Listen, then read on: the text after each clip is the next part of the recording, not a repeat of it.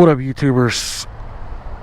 Bringing you another video. It's been a while since we've moto vlogged, but today I'm gonna just go ahead and bring you just I guess my version of a basic motorcycle tutorial for first timers and beginners. This is all for you guys. I know you guys are looking out for looking for info on how to get started on a motorcycle, or how to learn how to ride them, where to learn how to ride them, which you can go to fgmx.bigcartel.com and go ahead and sign up for a lesson and learn how to ride. But for the most part, you know what? Let's just get to it. Today we're just gonna go ahead and go over the basics. Today I'm just gonna I know we're not on dirt, which is primarily my expertise, but once you know how to ride a motorcycle, you just know how to ride a motorcycle. But today I'm going to show you on my Grom. I'm going to go for a cruise today. Yeah, typically when you are about to get ready to ride, for those of you who already don't know how to ride, we want to go ahead and go over your basic controls. Your clutch, which I have, as you can see, a custom bent clutch, not on purpose. but yeah, your clutch. You got your high beams, high and low. Got your horn here. Reason why you can't hear it, because the bike's off. Your blinkers here, left, cancel, right, cancel. And then you got of course your throttle, kill switch. Once the kill switch is on, you go ahead and press that button and it goes ahead and starts the bike. Right here you got your front brake, which on and off-road primarily stops the motorcycle. It does not work well if the bike or the bars are turned or tilted in any way. You have to be very cautious when you do hit the front brake. And then down here we got on the left foot peg, or in front of the left foot peg, you got your gear shifter. Depending on the bike, this one in particular, it's one down. It's neutral, second, third, and fourth. On most other bikes, you'll find it to be one down, neutral, second, third, fourth, fifth, and that's it. And you go ahead and downshift accordingly. But and on the right side, you got your rear brake. And primarily for street, for on-road riding, it's kind of similar use of when you're on dirt, because it's not designed to stop you. A lot of people panic when they're riding, or and find themselves in a situation to step on that one real hard. All you're gonna do is really lock up that back wheel. So it is there to accompany your front brake when in use. Now the biggest problem here, let me go ahead and I have a USB charger attached to my Grom here, so I'm going to go ahead and charge my phone. But the first thing that people have issues with doing, let's go ahead and crank the bike up, by the way. Just turn this key, watch the odometer, press the button, and there we go. Just as simple as that. This will be just how it would be for your first go round.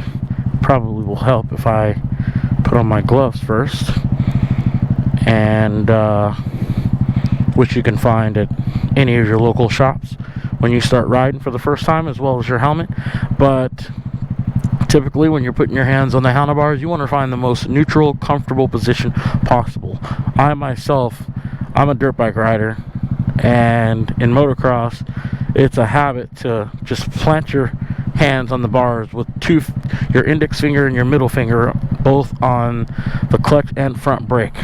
It allows me to get familiar with what I last sat on when I last rode, and it's a comfort thing for me. You can do it too, or do one finger on each, two finger on the clutch, or one finger on the front brake, whatever feels most comfortable to you, and find a comfortable position on the throttle, on the right side of the handlebars. And typically people who've never ridden before, they take a handful of this grip and they want to do this thing. Well, problem is when you do that and you're in a situation where you have to open up and release a couple fingers to be on the brake. You lack stability when you grip the throttle like this and you're twisting the throttle with your arm. How I like to explain it is sometimes stock throttle tubes, which is what under here, have a little bit of play. Now, if you're twisting the throttle with the handlebars all the way forward stopped, you tend to have a little bit less control. I always like to have the throttle set back to where it starts to become throttle, where it actually applies throttle. And you have to go by the feel of whatever bike that you're starting on. Mine in particular, I want to go ahead and, on any bike, I want to go ahead and kind of rest my palm against the resistance of where the throttle starts, if that makes sense. And that way I'm just twisting my wrist just ever so slightly, so at any given moment I have full control over how much throttle I give it. But yeah, let's get to it. You want to go ahead and pull the clutch in. If you're going to start in first, you're going to click it down. You see the N just went away. Here it is. It's in neutral. I can release the clutch, give it throttle, nothing happens. Pull in the clutch. Pull in the clutch. N went away, which means I am now in gear. So all you want to do, which is the issue that most people have, is you want to be very, very easy and smooth. Not like this, but very gradual. But with the throttle, at the same time, you want to release your clutch slowly. But once you start feeling the motorcycle move, this is where people tend to panic.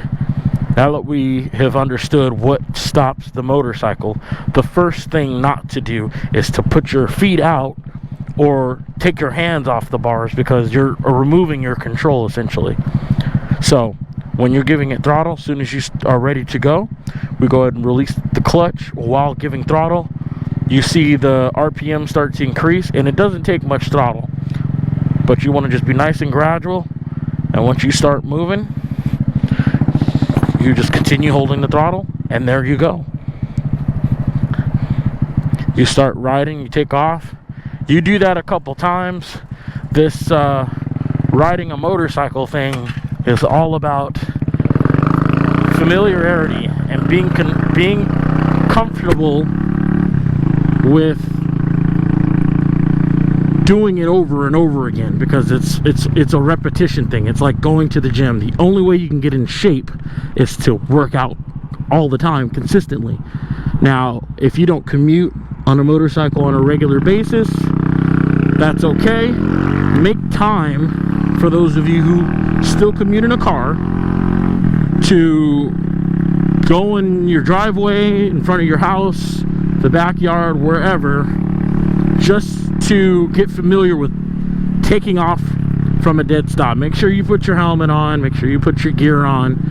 That way you're safe when you do try it. You don't want to have bad experiences.